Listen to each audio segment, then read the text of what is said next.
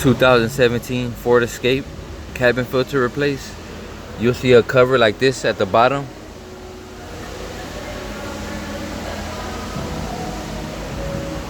What you do, you remove two of these little tabs, and then you'll see a door at the very back like this.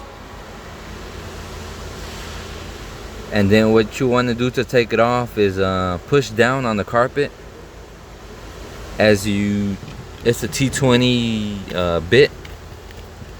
I use the tool like this. This comes out. You could use a small ratchet or whatever you have, but it'll be in the very back. See where that hole is at?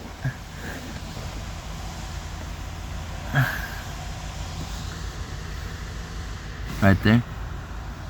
And the screw will be right there. So whenever you take the screw out, you'll push these tabs in, pull this out, and that's it. You should be able to grab it. It's a tight fit, but you could get it out. And the arrows should be pointing this way towards the cabin. And that's it.